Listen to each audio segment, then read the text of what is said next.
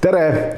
Me jätkame oma reisi Lähis-Ida virtuaalsel religioonimaastikul ja me oleme jõudnud juba, tõsi, eelmisel aastal jõudsime Süüriasse ja eelmisel loengul ma andsin ülevaate judaismist Süürias, tõsi, eelkõige ajaloolises dimensioonis, sest tänapäeval mõningate andmete kohaselt saab kõik Süürias olevad juudid ühe käe sõrmedel üle lugeda. Teised ütlevad, et neid on 2 korda rohkem, see tähendab, mõlema käe sõrmi läheb tarvis nende loendamiseks. Ja eelmise korra lõpus, loengu lõpus me liikusime Alepposse, sellesse suurde Süüria linna, mis kunagi oli niisugune väga rahvusvaheline, interkonfessionaalne, kus elasid rahumeelselt juudid ja moslemid ja igat sorti kristlased. Ja viimane asi, mida ma rääkisin, oli see, et see niisugune rahulik koos eksisteerimine, see, mis oli vanasti omane nõnda nimetatud Levandi linnadele, kus domineeris ju kaubandus ja kus kaubanduse huvides oldi kõigi teistega heades suhetes. See Levandi linna lõpp oli 1947. aasta 30. novembri hommikupoolikul. Ja meil oli ka sellest juttu, et see põhjus, miks niisugune 30. novembri varahommikul algas juudivastane pogrom Aleppos. Ja see põhjus, miks see just siis algas ja miks ta üldse algas, oli see, et eelmisel päeval New Yorgis ÜRO otsustas tegi otsuse, et nii-öelda tuleb kõne alla 2 riigi rajamine Terra Sanctal. Palestiina ja Iisraeli rajamine, see oli väga kaugel tehtud otsus ja see levis väga ruttu, muidugi jõudis Alepposse ja kuna see ajavahe on siis, kui New Yorgis on õhtu, on Süürias juba järgmise päeva hommik ja seetõttu ka see 30. novembri hommikul läks lahti pogrom.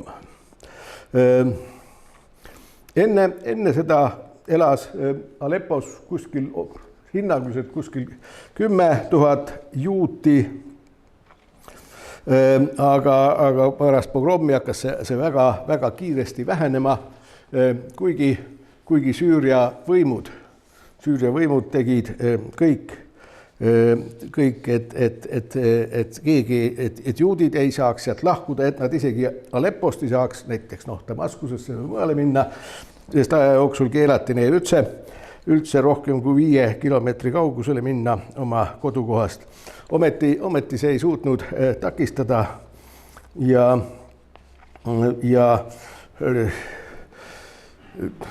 kõige viimased andmed, mis mul on 2016, kui 2016 evakueeriti Aleppost viimane juudi perekond,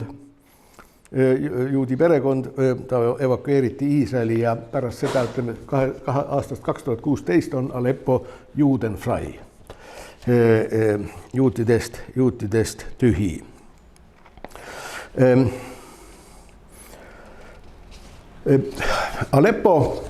Aleppo juudkonna keskmeks oli vana ja suur sünagoog.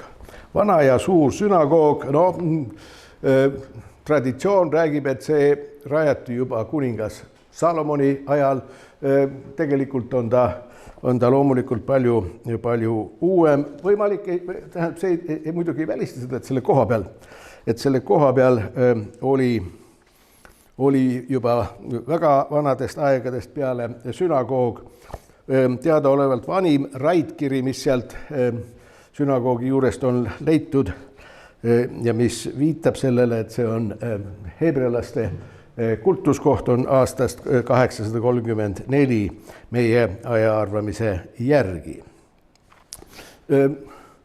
See olevat olnud niimoodi, et väljast poolt niisugune täiesti mitte midagi ütlema välimusega väike madal uks, kus sai sisse minna ja kui sa sinna sisse said, siis ta oli väga uhke seestpoolt sisehooviga ja nii edasi.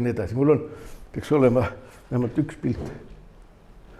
Ja see on üks vana pilt, postkaart sellest sünagoogist enne 30. novembrit 1947.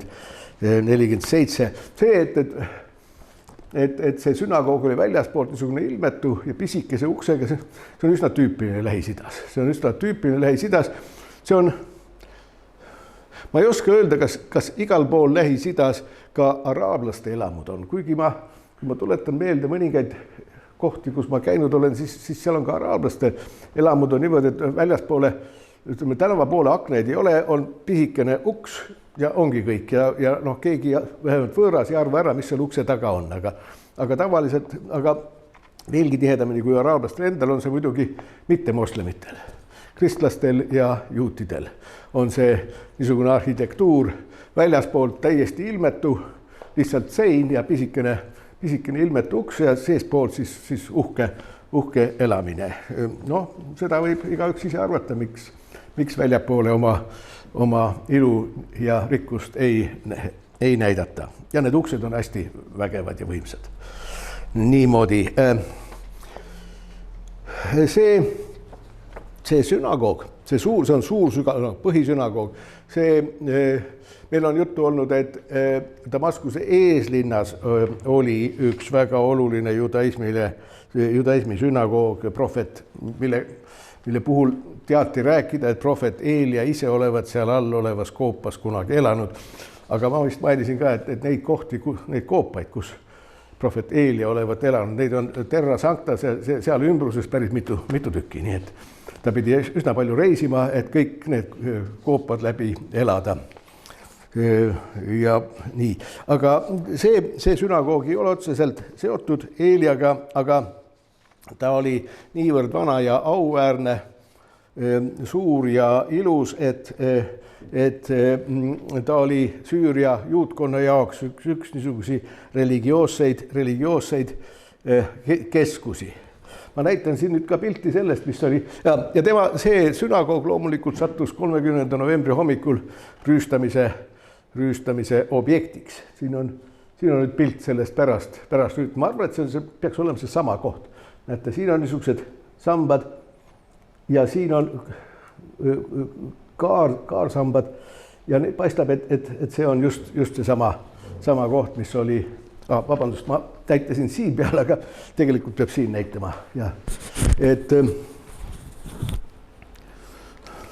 näete, siin on kunagi üks sammas olnud ja mulle tundub, et see on see sama sammas, mis on sellel siin, nii et see on selles kohas, see on tõsi, see on nüüd 90. aastatel, eelmise sajandi 90. aastatel Süüria valitsuse, siis kui seal valitses veel Assadid, vana Assad valitses ja siis Süüria valitsus tegi niisuguse väikse, mitte väga suure, aga siiski märgatava muutuse oma hoiakus juutide suhtes. Ma vist varem ka mainisin loengus, et 90. aastatel anti täiesti ootamatult luba juutidele lahkuda Süüriast ja siis pärast seda jäigi see niisugune näpuotsatäis sinna.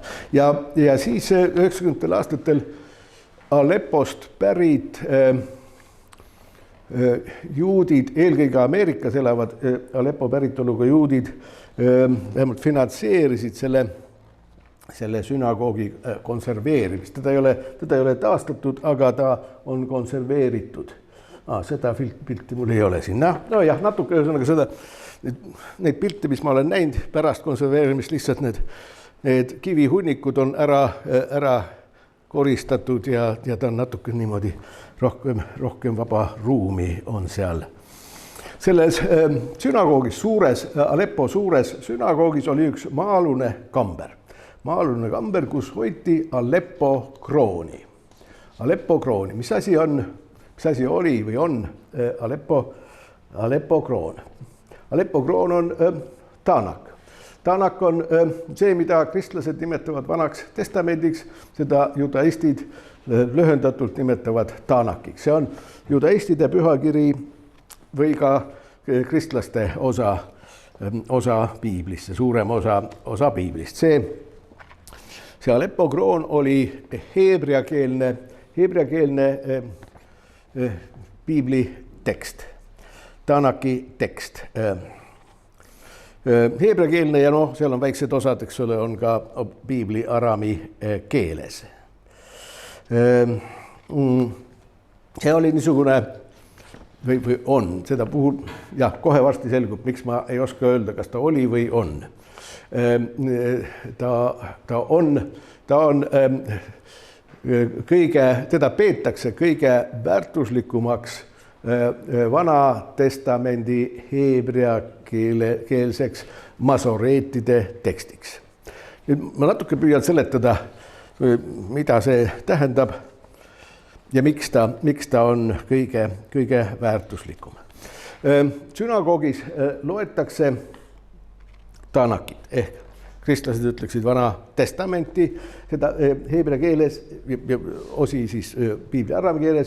See tekst, mida seal loetakse, see on, siin on üks näide, ma tõenäoliselt ei näe neid detaile siin, aga mul on vist mõni parem ka veel. Näiteks see on ka üks foto tekstist, mida loetakse sünagoogis, see on ilma vokaalideta tekst.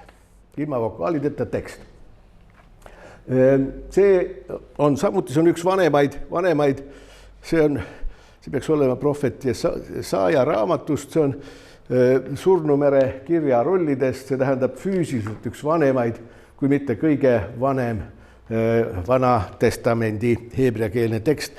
Kui te väga hoolega vaatate, siis te võib-olla märkate ka, et siin ka ei ole vokaalimärke, on ainult konsonandid ja paljudes kohtades on raske vahet teha, kus sõna lõpeb, kus järgmine sõna algab.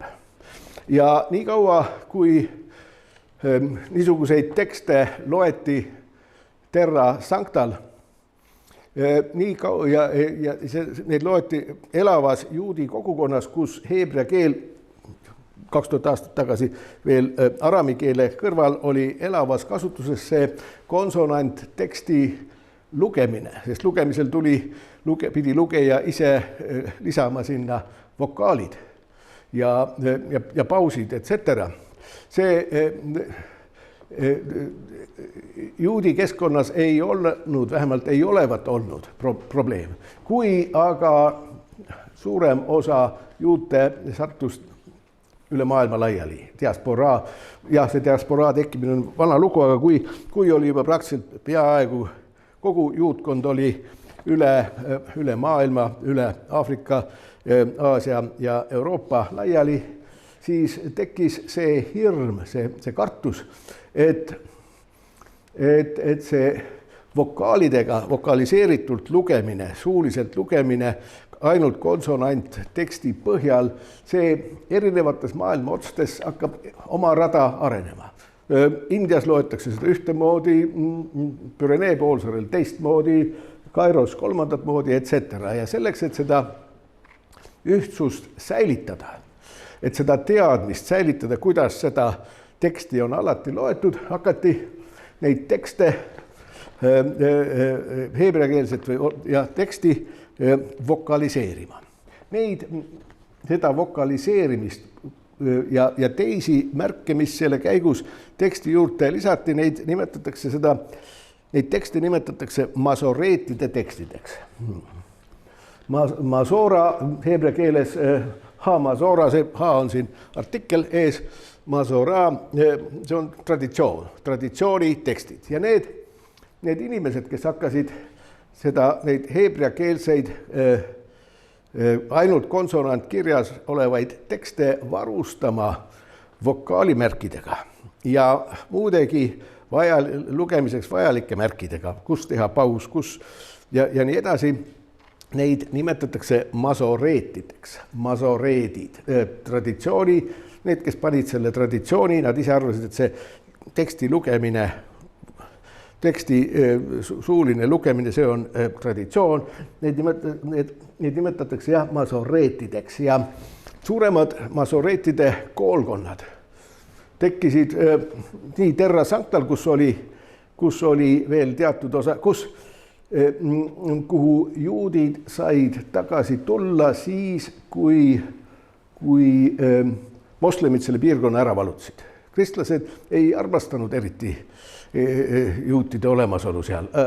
Moslemitel oli see, tolle aja moslemitel vähemalt oli see täiesti ükskõik ja seetõttu tekkisid ja said eksisteerida juudi kogukonnad Terra Sanctal ja Terra Sanctal tekkisid 2 suurt koolkonda masoreete, üks oli Jeruusalemmas ja teine väga oluline masoreetide koolkond oli Tiberias. Tiberia linn on Tiberia järve kaldal, nagu arvata võib. See on Galileas. Galileas, see tähendab tänapäeva Põhja-Iisraelis, Iisraeli põhjaosas, Galilea järve või Tiberia või Genetsareti järve ääres, see on judaismi jaoks üks pühadest linnadest, Safedi ja Jeruusalemma ja Hebroni kõrval. Seal tekkis ja omaette koolkonnad tekkisid ka Paabelis, see tähendab Babylonias. Sest seal oli väga ammustest aegadest juudi kogukond olemas, kogukonnad olemas ja seal oli välja kujunenud ka omad akadeemilised traditsioonid. Nii et on olemas erinevad vokalisatsioonimeetodid. Paabeli oma ja põhiliselt Tiberia oma, Tiberia masoreetide traditsioon ja lõpuks jäigi domineerima, siiamaani domineerib, kui heebrea teksti vokaliseeritakse, siis kasutatakse seda vana Tiberia masoreetide märgisüsteemi. Need masoreetide õpetlaste kirjutajate koolkonnad, need tegutsesid kusagil umbes 7. kuni 10. sajandini. Need ei ole niimoodi, et need on alati olemas olnud, said eriti tekkida siis, kui islam hakkas valitsema ja nad olid oma töö nii-öelda lõpule viinud kuskil 10. sajandiks. Seda vahemikku 7. kuni 10. sajandini mõnikord nimetataksegi judaismi ajaloos masoreetide ajastuks või perioodiks. Ja neid selle ajastu masoreetide, eriti Tiberia masoreetide tekste peetakse kõige autoriteetsemateks üldse. Tiberia masoreetkonnas olid erineva tähtsuse ja erineva kaalukusega masoreedid, õigemini masoreetide perekonnad ja kõige kuulsam seal tegutsenud perekond oli Ben Asheri perekond. Ben Asheri perekond ja selles perekonnas selle perekonna kõige kuulsam masoreet oli Aaron ben Moses ben Asher. Oletatavasti ta oli karaiit. Varem meil on karaiitidest juttu olnud, see on tänapäeval väga väike osa juudkonnast. 1000 aastat tagasi osakaal oli tunduvalt suurem. See on see osa judaistidest, kes ei aktsepteeri Talmudit, kelle jaoks ainsaks pühaks kirjaks, igas mõttes pühaks kirjaks. Talmud on rabiinlikele juutidele teatud mõttes püha kiri, mitte püha kiri nagu piibel, vaid ikkagi püha tekst.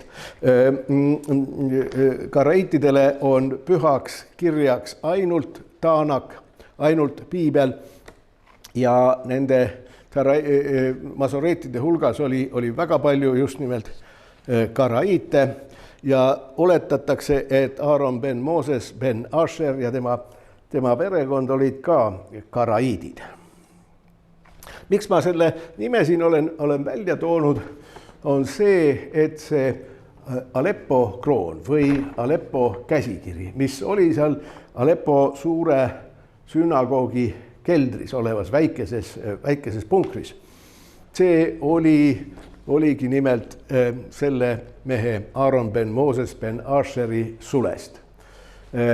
Tõsi, ta ei teinud üksinda, aga tal oli olemas üks käealune, kes kirjutas selle konsonantteksti ja tema Aaron ben Moses ben Asheri ülesandeks oli esiteks kontrollida seda, sest ka tol ajal kirjutajad tegid kirjavigu, tema pidi kontrollima, et see konsonanttekst oleks 100% absoluutselt autentne. See on üsna suur töö kontrollida tervet Vana Testamendi heebreakeelse teksti konsonantkirja. Kusjuures seal tekstis, selles heebreakeelses tekstis on mõned sõnad võib-olla valesti kirjutatud oma aja kontekstis isegi, aga see on teine probleem. Ja teiseks tema oli see, kes kirjutas sinna või lisas selle vokaalid kõikidele konsonantidele vajadust mööda. Aga masoreedid ei lisanud ainult konsonante, vaid masoreedid, need esimese aastatuhande lõpu masoreedid lisasid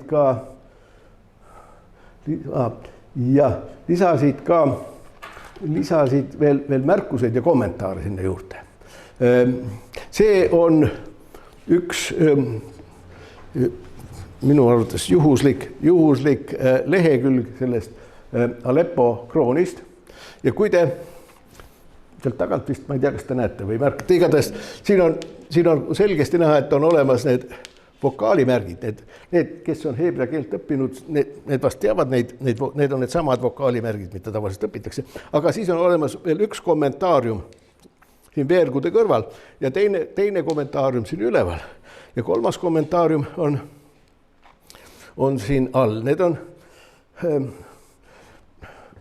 kunagi väga ammu, kui ma pidin heebreakeelseid tekste eksamite jaoks lugema, siis ma mingil määral seda kommentaariumide süsteemi tegin endale selgeks, aga ma ei ole nüüd üle 45 aasta seda lugenud enam ja mul see märgisüsteem on kahjuks küll meelest ära läinud, aga siin need on lühendatud kommentaarid, nad viitavad näiteks sellele, et selles tekstis on niisugune, aga selles ühes teises tekstis, seal on selle koha peal hoopis teine sõna või et on inimesi, kes on õpetlasi, kes hoopis vokaliseeriksid seda üht või teist sõna hoopis teisiti. Need on niisugused, nende masoreetide teadmised olid märkimisväärsed erinevate tekstitraditsioonide kohta, nii konsonantide kui ka hääldamise osas. Ja see Aleppo kroon või Aleppo koodeks, nagu ma ütlesin, on selle kuulsa Tiberia masoreetide perekonna kõige kuulsama poja poolt loodud. Ta on kusagil orienteeruvalt aastast 920 meie ajaarvamise järgi pärit ja masoreetide tekstidest oli see Aleppo koodeks kõige vanem täielik tekst. Täielik tekst. On vanemaid, ma siin näitasin ühte konsonantteksti Surnumere kirjarullidest, mis on loomulikult tunduvalt vanem, aga esiteks need Surnumere omad on lihtsalt fragmendid ja tükid ja mitte terve taanak ja teiseks on nad ainult konsonanttekstid, aga selles mõttes see Aleppo koodeks on kõige parem niisugune kõige täiuslikum, kõige autoriteetsem heebrea ja aramikeelne taanaki tekst, mis maailmas üldse on. On paremuselt järgmine tekst on paremuselt järgmine tekst on nõndanimetatud Leningradi koodeks, mis on pärit aastast kas 1008 või 1009, aga mis ei ole originaal, mis on samuti tolle sama perekonna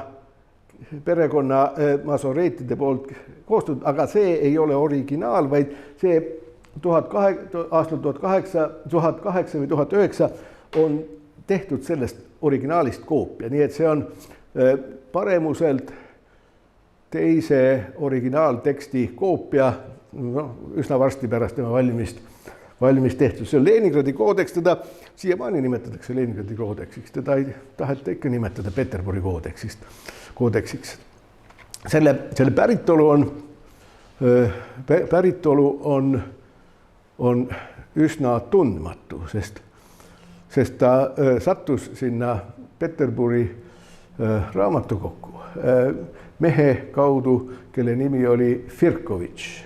Temast on meil juttu olnud, see oli 19. sajandi Krimmi karaiitide suur eestseisja, kes oli üsna jõukas kaupmees, kes liikus Lähis-Idas, kogus käsikirju, ostis käsikirju, kuidas ta neid sai, päris täpselt ei ole, mõne puhul on kahtlus, kas ta ikka ausalt ostis selle ja 19. sajandi keskel ei osatud ka mõneski seltskonnas väga kõrgelt hinnata vanade käsikirjade väärtus, nii et Firkovitšil ei olnud väga raske neid koguda. Ja hiljem, kui ta Krimmi tagasi tuli,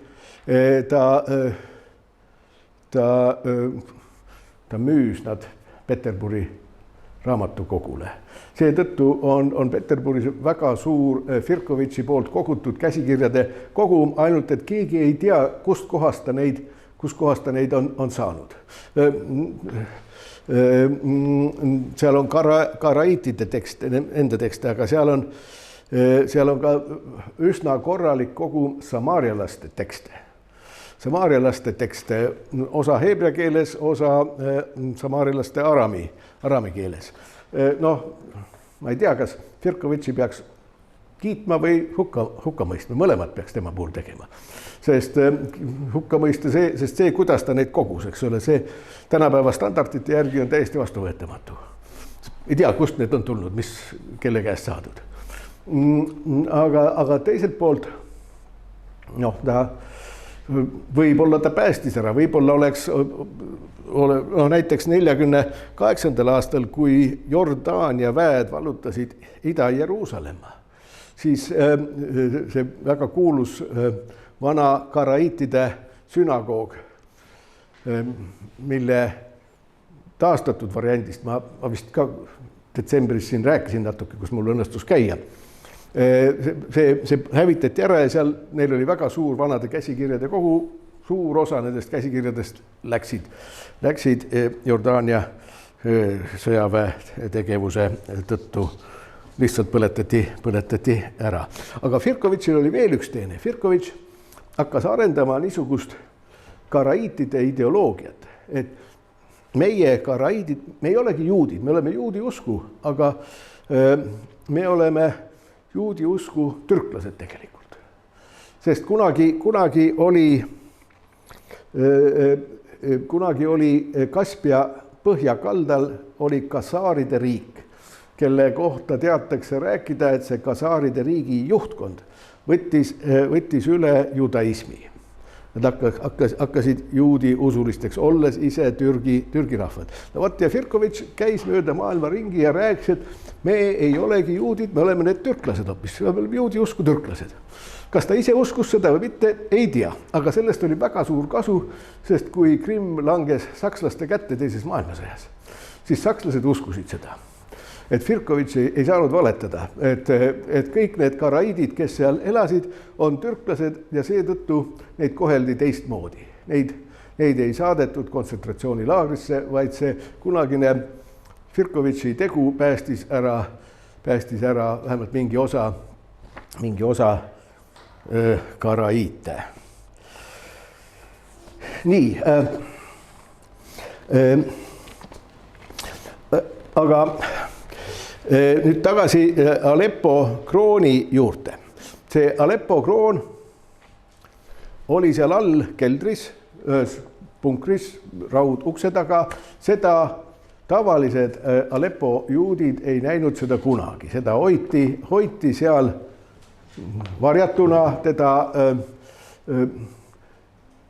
enne teist maailmasõda üks Itaalia juudi õpetlane, rabi ja ülikooli professor tahtis seda näha, tal lubati umbes pool tundi vaadata paari lehekülge nendest, millest ta tegi ka koopiad ära sellest. Nii et seda Aleppo koodeksit ei ole saadud kasutada niisuguse autentse, kõige autoriteetsema tekstina, kuigi ta oleks seda olnud. Ja kuidas see Alepposse sattus üldse? Ta oli, nagu ma ütlesin, ta oli koostatud Tiberias, siis Kairo karaiitide üsna varsti pärast tema valmimist ostis selle ära, mitte Kairo karaiidid, vaid Jeruusalemma karaiidid ostsid selle teksti endale 11. sajandi keskpaigas. Aga 11. sajandi lõpus tulid ristisõdijad, vallutasid ära Jeruusalemma. See oli Jeruusalemmas see tekst. Populaarsetest ajalooõpikutest me loeme seda, kuidas seal tapeti kõik moslemid ära ja kõik juudid tapeti ära Jeruusalemmas. Teised ajalooõpikud, mis räägivad natuke konkreetsetest asjadest, ütlevad, et tegelikult üsna palju võeti pantvangi. Sest et pantvang on sissetulekuallikas. Mis tast tappa, kui ta parem võib mulle kasu tuua ja raha. Ja ei võetud mitte pantvangi mitte ainult juute ja moslemeid, vaid võeti pantvangi ka käsikirju, vaid väga olulisi käsikirju. See Aleppo koodek võeti ka nii-öelda pantvangiks, mille eest lõpuks saadi lunaraha. Ja nii jõudis ta, et Kairo juudid ostsid ta välja, Kairo karaiidid, ja mingil hetkel jõudis ta Kairo karaiitide käest Kairo rabiinide kätte. 13. sajandil oli sellest tekstist väga vaimustatud Maimonides kui üks olulisemaid viimase 2000 aasta juudi õpetlasi. Ta on sellest käsikirjast, sellest Taanaki käsikirjast palju ja kiitvalt kirjutanud ja arvatakse, et Maimonidesest alates jäigi see Maimonidese perekonna kätte. Kuidas ta läks, ei tea. Igatahes paar sajandit hiljem, siis paar sajandit, see oli vist, kui ma nüüd ei eksi, siis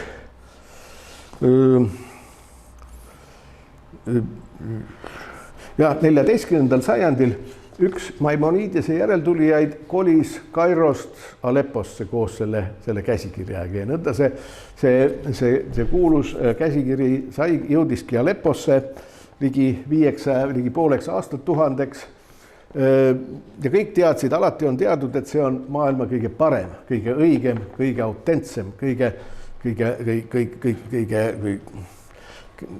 igatpidi kõige käsikirjalikum asi maailmas üldse. Sest mis väärtus on teistel käsikirjadel? See on põhiväärtus, eks ole. Teised on üks sekundaarse väärtusega. Nii, ja see oli, aga see Aleppos hakkas ta muutuma maagiliseks. Tal tekkisid maagilised omadused. Inimesed arvasid, et kui nad seda näevad, siis nad saavad lahti kõikidest haigustest ja nii edasi. Ja ta muutus niisugust nii-öelda reliikviaks. Ja see oli ka üheks põhjuseks, miks teda siis ei näidatud. Sest seda hoiti üsna salajane või varjatuna. Ja nüüd, kui läheme tagasi 30. novembri hommiku juurde, kui läks lahti pogrom Aleppos, siis nagu te fotodeltki nägite, selle pogromi ohvriks langes ka see sünagoog. Ja loomulikult paljudel inimestel, nii juutidel eriti Aleppos kui ka väljaspool tekkis küsimus, mis sai Aleppo kroonist. Esimene põhiline kuuldus, mis levis, on see, et ta põles koos sünagoogiga maha. Mõne aja pärast asjatundjad ja need, kelle kätte jõuab informatsioon ka varjatud informatsioon, said teada, et ta vist ei põlenud ikkagi ära. Ta on kuskil alles. Ja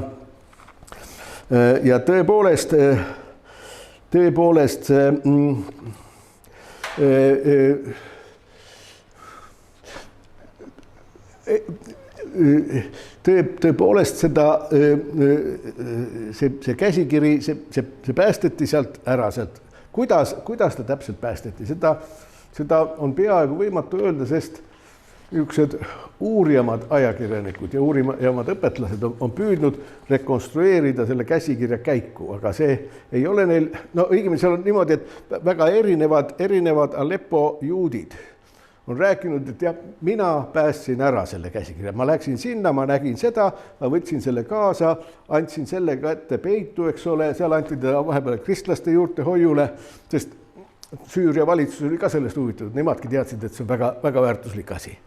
Ja niisuguse erinevaid jutte on, aga ilmselt tõde on see, et tõepoolest keegi, kas üks inimene, rohkem inimesi päästsid selle ära, viisid ta peitu, hoidsid teda salaja ja nagu ma mainisin, sellest pogrommist alates hakkasid Aleppo juudid lahkuma aegamööda.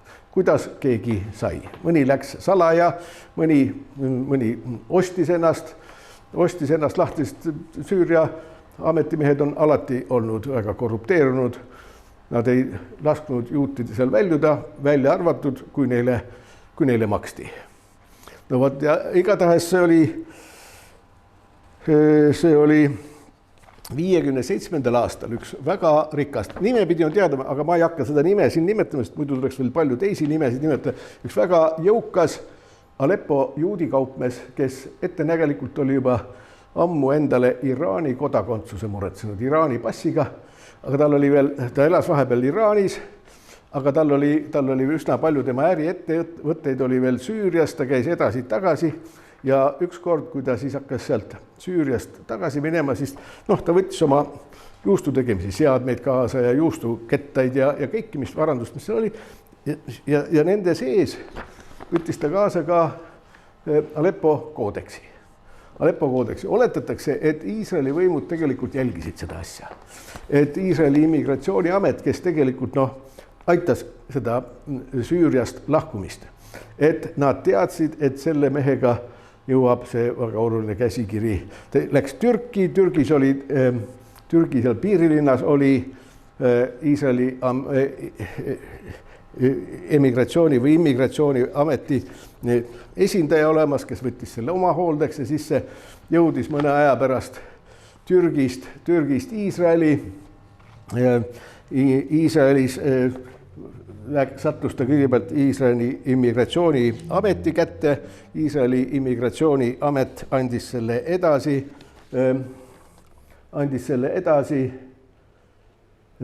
Iisraeli tollasele presidendile, Itzhak Ben-Tzvi. Itzhak Ben-Tzvi, miks presidendile? No president Itzhak Ben-Tzvi, ta oli Herzli üks lähemaid kaastöötajaid ja ta oli üks väheseid neid algse sionistliku liikumise tegelasi, kes elas nii kaua, et jõudis rahulikult Iisraeli vabariiki, kus ta sai ka presidendiks. Ja ta oli vasakpoolne sionist, distantseeritud religioossusest üldse. Aga ta oli niisugune Iisraeli ajaloo, ma ei oska öelda, kui tõsiselt, akadeemiliselt, kui tõsiselt võetav ta uurijana oli, aga ta on kirjutanud üsna palju kirjatükke juutide ajaloost nii enne sionismi tekkimist Terra Sanctal kui ka diasporaas. Ühesõnaga, et see tuli Itzhak Ben-Tzvi kätte ja Itzhak Ben-Tzvi rajas niisuguse asutuse nagu instituudi, mis kannab tema nime, Ben-Tzvi instituut. Ben-Tzvi instituut, mis koondab, millel on väga suur arhiivraamatukogu, mis koondab vanu käsikirju ja trükiseid. Nii et jõudis 50. aastatel sinna ja hiljem, ma arvan, et see oli 80. aastatel jõudis ta siia. Teate, mis hoone see on? See on Jeruusalemmas Iisraeli muuseumi raamatu pühamuu. See on see pühamuu, kus te võite näha Surnumere kirjarulli tekste, aga seal on ka olemas, seal on ka väljas. Ma ei oska jälle, ma ei või öelda, kas see on nüüd originaalid või on nad väga hästi tehtud koopiad sellest Aleppo kroonist. Näete, see on üks foto, mis ma internetist leidsin, mis väidab, et ta on see Aleppo koodeksi tekst. Kui te hoolega vaatate, siis te näete, et siin on ka masoreetide kommentaariumi juba olemas, siin on, isegi mina peaaegu ei näe, aga no ma kujutan ette, et siin on olemas vokalisatsioon ka. Nii et see raamat peaks olema seal, kas ta on ekspositsioonis, on koopia või originaal, ma ei tea seda ka Surnumere kirjarullide kohta, kas need on originaalid või mitte siin, aga nüüd selle Aleppo krooniga, mida hoitakse vähemalt selles hoones, mida väidetavalt hoitakse seda selles hoones ja kui olukord on kriitiline, siis ta viiakse eriliste teiste asjadega, sealt viiakse varjenditesse, et selle Aleppo krooniga on see lugu, et ta ei ole täielikult sealt. Ta ei ole sealt täielikult. Seal on tervel sellel Aleppo kroonil on olnud umbes 500 lehekülge. Sellest umbes 200 on kadunud. 200 on kadunud ja see ametlik, ta kuulub tegelikult ikkagi selle Ben Tzvi instituudile. Ja Ben Tzvi instituudi ametliku jutu kohaselt need puuduvad leheküljed, siis kui sünagoog põles 47. aasta 30. novembril, siis osa põles ka ära. Need 200 lehekülge läksid siis kaotsi ja vähemalt esialgu uurijad ja Ben Tzvi instituudi tegelased ütlesid, et seal on isegi lehekülgedel näha, et põlemiskahjustusi, et see sattus tule kätte, see on üks lehekülg ka siin, et siin selle peal on paremini näha see teine, mis ma enne näitasin, on tegelikult ka näha siit ääres, et need on põlemiskahjustuste jäljed ja need, mis kadunud on, need on kadunud, need põlesid seal ära, seal on praktiliselt kogu Pentateuch, see tähendab 5 Moosese raamatut on sealt puudu ja raamatu lõpust on üht-teist puudu ja mujalt on üksikuid lehekülgi puudu ja põlemisjäljed. Aga niisuguste vähemalt demokraatlikes riikides on tihti tekib ajakirjanikke ja õpetlasi, kes hakkavad ametlikus jutus natuke kahtlema. Hakkavad kahtlema ja kõigepealt õnnestus anda need kahjustatud leheküljed biokeemilisse laboratooriumisse. Sealt selgus, et need ei ole põletuskahjustused, need on bioloogilised kahjustused, bakterioloogilised, seal ei ole midagi põlemisega tegemist. See tähendab, et see tekst, see ei ole tule käes olnud. Esiteks. Teiseks, nagu ma ütlesin, Aleppo juudid praktiliselt kõik lahkusid, viimane perekond 2016. Üks vana rabi Argentiinas ütles, teate, mina olen, siis kui ta peidus oli 50 aastat, mina nägin seda. Ja ma küll ei mäleta, et sealt oleks lehekülgi puudu, sest see 200 lehekülge 500 on ikkagi umbes 40%. See on, kui raamatus on 40% puudus, siis isegi kui sa põgusalt seda raamatut vaatad, siis sa märkad seda. Tema ütles, et ei olnud 50 aastatel, siis kui ta Aleppos peidus oli, siis ei puudunud need 200 lehekülge. Ja lõpuks pean nimetama ühte niisugust tegelast nagu Shlomo Musajev. Shlomo Musajev, surnud juba. Ta oli Bukhara päritoluga juudi perekonnast pärit. Ta oli üks ta oli erakordselt jõukas juveliir, kes põhiliselt elas Londonis. Erakordselt jõukas ja edukas juveliir, kelle klientideks olid Saudi Araabia ja Pärsia lahe Araabia riikide monarhid, kes varustas neid juveelidega ja tema huvialaks oli piiblimaadega seotud muinasmälestiste kogumine. Tal oli üks maailma parimaid vanade heebrea tekstide kogumikke. Ja tema on öelnud, et üldse, kuidas hetkel on, ma ei oska öelda, aga paarkümmend aastat tagasi oli olemas maailmas niisugune,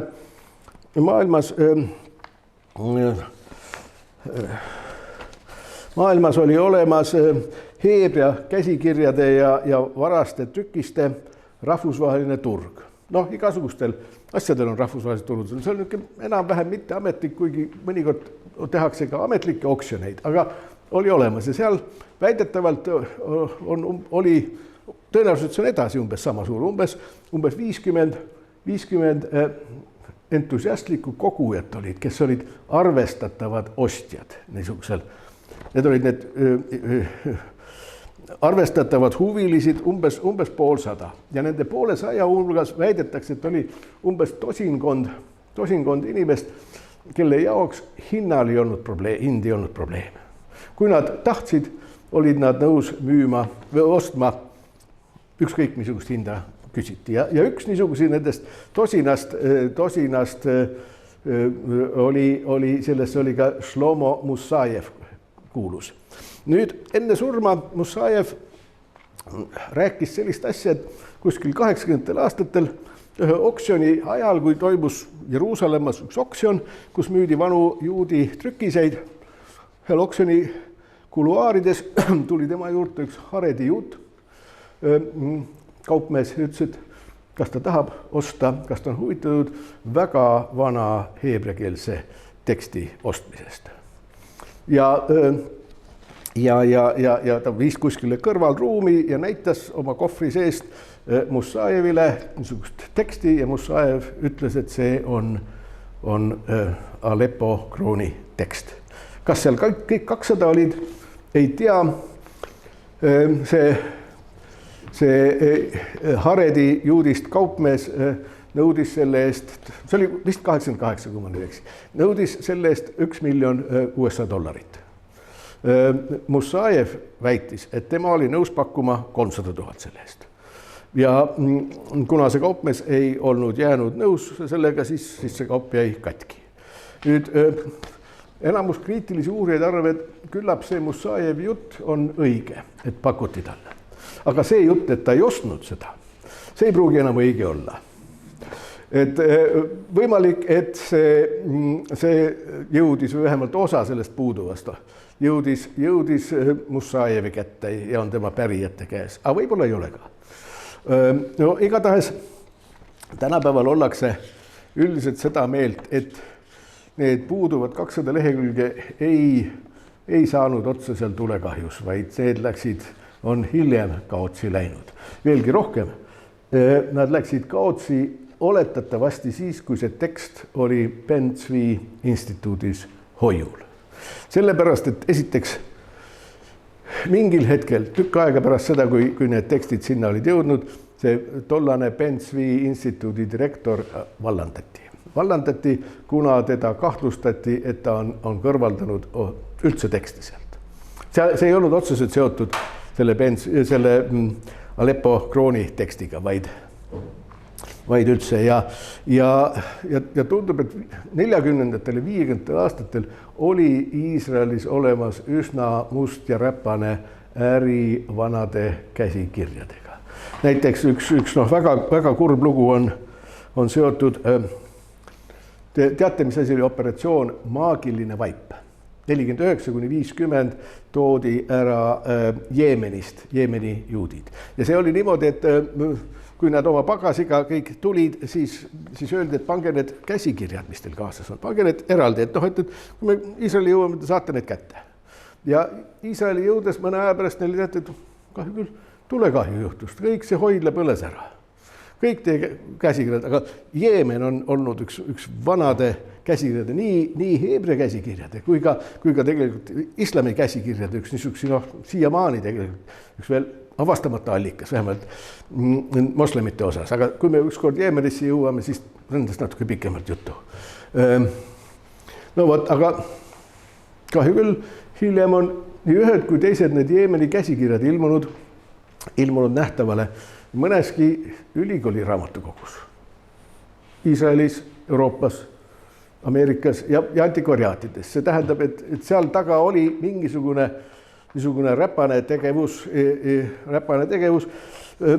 Arvatakse, et see oli 40ndate lõpp 50ndatel see toimus. Aga kurb lugu ja muidugi selle Aleppo krooniga ka kurb lugu, et ainult 60% on sellest praegu kasutatav. Ma ei oska öelda, kui palju neid Aleppo krooni olemasolevat teksti kasutatakse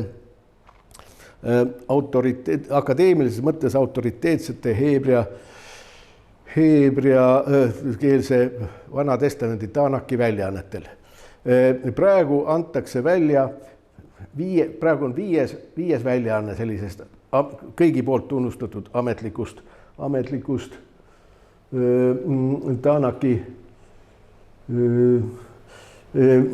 Tanaki vanast testamendist, see kannab nimetust Biblia Hebraika Quinta. Viies väljaanne, 4. väljaanne, Stuttgardi väljaanne, mis jah, seal kasutati seda Leningradi koodeksit. Leningradi koodeks oli see põhiline tekst, mida kasutati selle aluseks. Kui mina omal ajal õppisin Vana Testamendi tekste, siis oli minul kasutus oli kolmas väljaanne, 50. aastatel väljaanne, seal oli ka Peterburi tekst oli põhiliselt aluseks, aga kui palju selle 5. väljaande puhul saadakse kasutada? Ma arvan, et saab, sellepärast, et ja mõnedki Iisraeli õpetlased on üksikuid teksti osi vähemalt sellest Aleppo koodeksist välja antud, nii et see midagi on üldiselt kasutatav. Siin on ma näitan, see on üks lehekülg sellest Quintast, see on nagu te loete Ruti raamat, see on selle 3. väljaanne, mida mina kasutasin, see oli kõik veel ühes köites, aga see viies on paljudes vihikutes, teda annavad välja, ta on ära jaotatud, erinevate riikide, erinevad akadeemilised institutsioonid annavad välja. See on Ruti raamatust, nagu te näete, siin on kõik vokaliseeritud tekst, nii masoreetide kommentaarium kui ka praegused teksti väljaandjate uuem kommentaarium. Nii et seda nad on üsna täiusele lähedased. Nii, see on nüüd kõik, mis ma oskasin rääkida juutide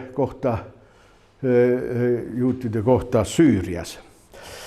Nagu ma lubasin, et me Süüria puhul ja tõenäoliselt ka edaspidi, kui kaua iganes me seda jätkame, seda loengut siin, et kui me konkreetsetest usunditest riikides või maades räägime, siis me alustame kõige vanemast ja liigume kõige uuemate poole. See tähendab, nüüd tuleks edasi minna Süüria kristlaste juurde.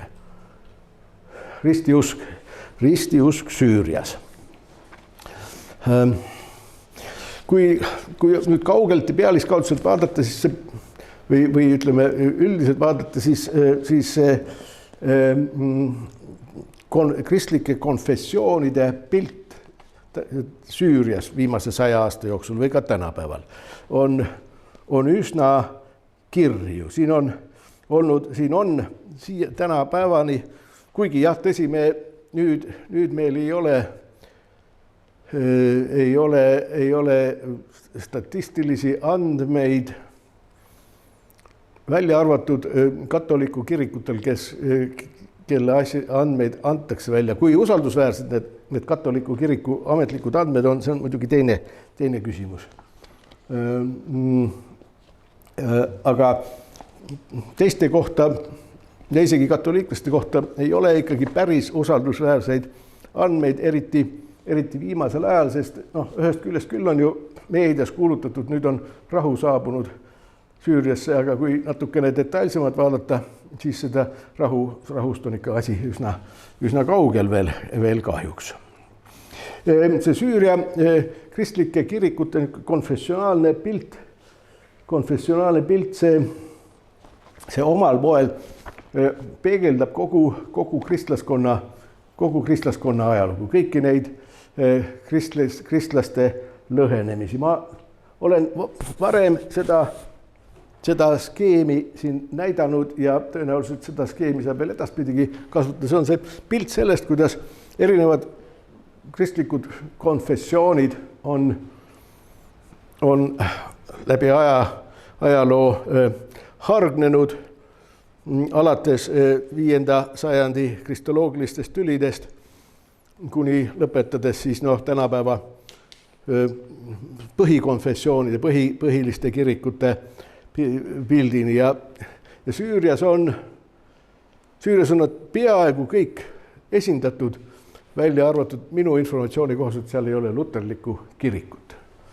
Kõik teised on seal rohkem või vähem olemas, nad on kas algusest peale, nagu need kirikud siin, nagu see sinine ida-ortodoksne kirik või siis hiljem tulnud,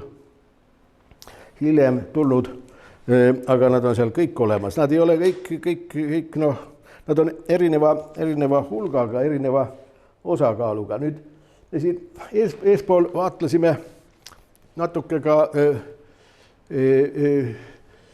Süüria geograafiat, see põhiline piirkond, kus kristlased on, see lääneosa.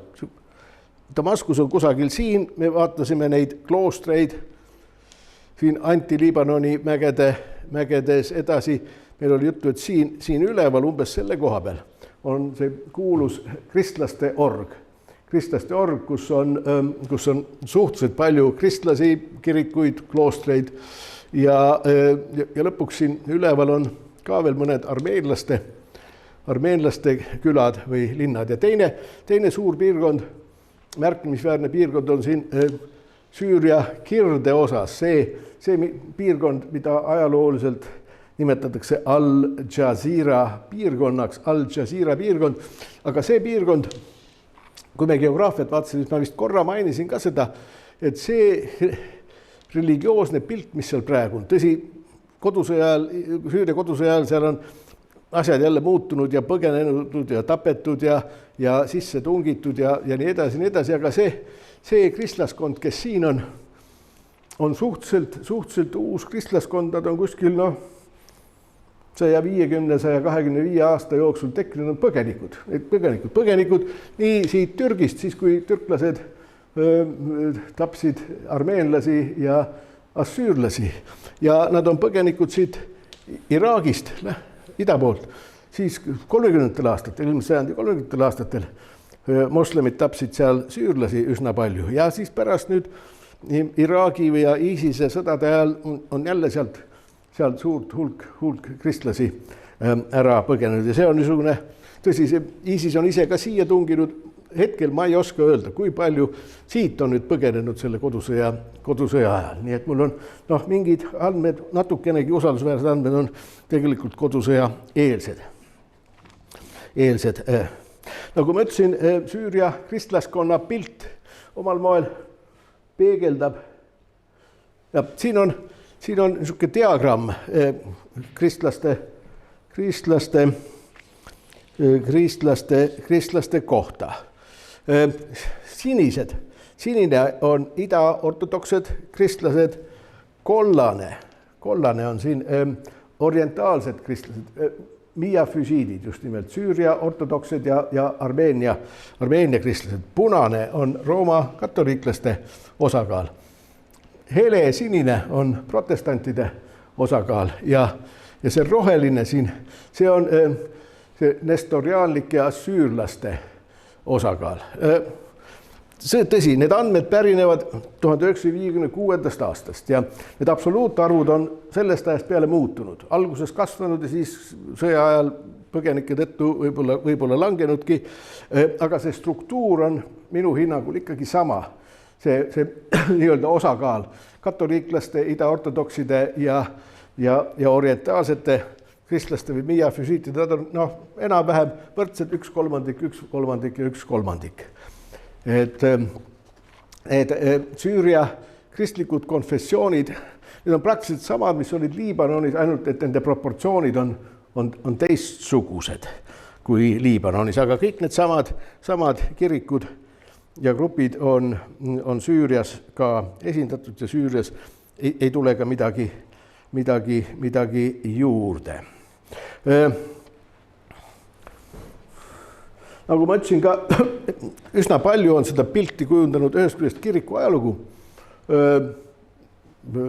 Kiriku hargnemine 5. sajandil ja siis 11. sajandil, kui ida ja lääne kristlus lahku läksid ja reformatsioon on seda mõjutanud ja reformatsiooni järgne missioonitegevus 17. sajandist alates katoliku kirik ja hiljem 19. sajandist protestantlikud kirikud ja muidugi hästi palju seda pilti on kujundanud ka põgenike tulek läbi ütleme viimase 150 aasta jooksul.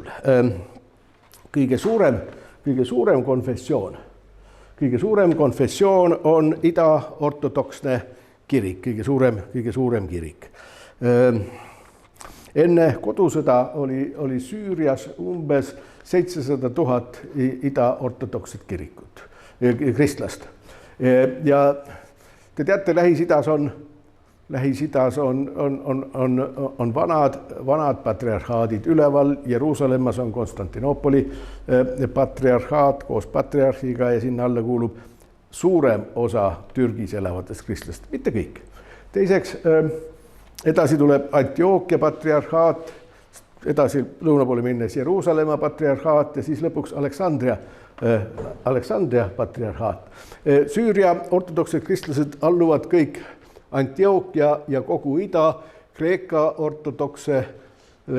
ortodoksele patriarhile, kelleks tänapäeval on Johannes 10. Siin on tema araabiakeelne nimi, mis eesti keeles kõlab umbes nagu Johanna 10. ja araabia keeles. Meil oli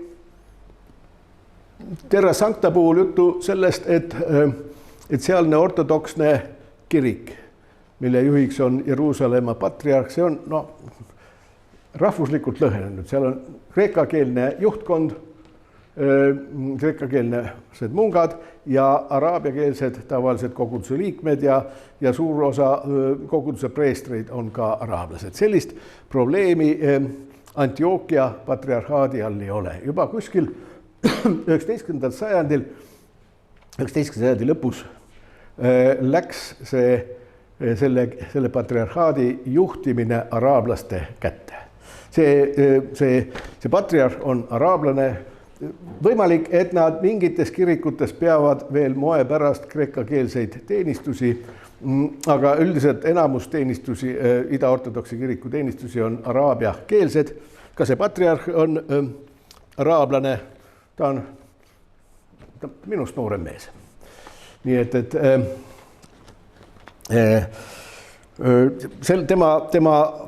selle patriarhi alluvusse kuulub nii Süüria territoorium kui ka ortodoksed kristlased Liibanonis ja Iraagis, Iraanis, Kuveidis, üldse Pärsia lahe aladel ja ka Ida-Türgis mingi osa idaortodokseid kristlasi. Nagu teada, Terra Sancta ja Jordaania ei kuulu tema alla ja muidugi ei kuulu tema alla ka Egiptus enam.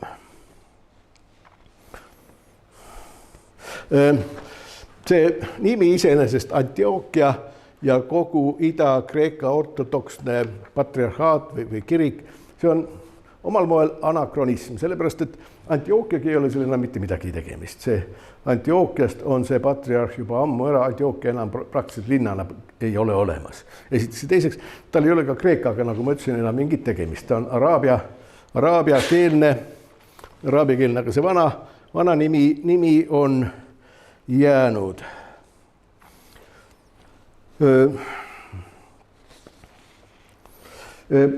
Meil oli siin varem geograafia ülevaate puhul oli ka sellest juttu, et selle kiriku idaortodoksed kristlased on põhiliselt siin lääne osas ja nagu ma ütlesin juba ennem, see kristlaste org siin selles piirkonnas on üks olulisemaid, seal on küla järel, kus on araabiakeelsed idaortodoksed kristlased. Sellel kirikul on olemas ka terve rida kloostreid, nii munga kui nunna kloostreid. Meil oli eespool siin ka varem juttu mõningatest olulistest. Üks on siin kuskil umbes selle koha peal on see kuulus Maalula asula, linn või suurküla. See, kus see viimane punkt maailmas, kus räägitakse araami keele läänepoolset dialekti, seda, mida oletatavasti ka Jeesus rääkis. Süüria või araami keele rääkijaid on teisigi olemas, aga nad räägivad ida dialekti. Ja nii palju, kui mul on, seal on vähemalt üks väga oluline idaortodokse kiriku klooster ja nii palju, kui mul õnnestus teada saada, peetakse seal vähemalt aeg-ajalt ka idaortodokseid Bütsantsi liturgiat lääne-arami keeles. See on ainukene koht maailmas, kus te võite Chrysostomuse liturgiat või Basileiose liturgiat kuulda lääne-arami keeles. Ilmselt need mungad ja nunnad, kes seal elavad, enamus ei ole araamikeelsed, aga kohalik elanikkond on araamikeelne.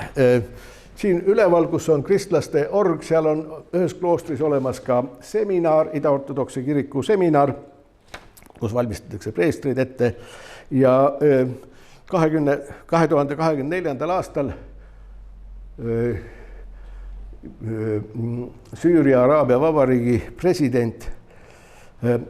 president al-Assadi üks viimaseid käskirju oli, et ta kuulutas ametlikult olemasolevaks Antioquia kiriku ülikoolilaadse usu teaduskonna või teoloogilise ülikooli Damaskuses. See oli üks tema viimaste nädalate tegusid. Igatahes tänu sellele presidendi käskirjale on praegu olemas Damaskuses idaortodokse kiriku teoloogiline ülikool. Sellel Antioquia kirikul neil on olemas oma ülikool Liibanonis, meil oli sellest juttu, Balamandi ülikool, mis on ülikool klassikalises mõttes, kus on kõikvõimalikud teaduskonnad olemas. Damaskuse teoloogilises ülikoolis on olemas ainult teoloogia ja klassikalise filoloogia ja religiooniloo teaduskonnad.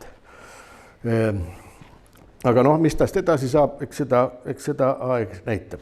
Kirikul on ka olemas oma keskkoole ja vähemalt üks suur haigla ja hooldekodusid ja nõnda edasi.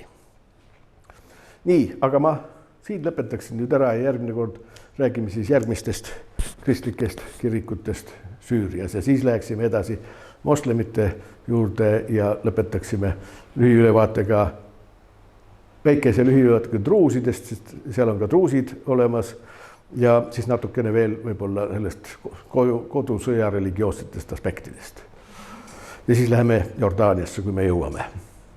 Nii et kohtumiseni järgmine kord.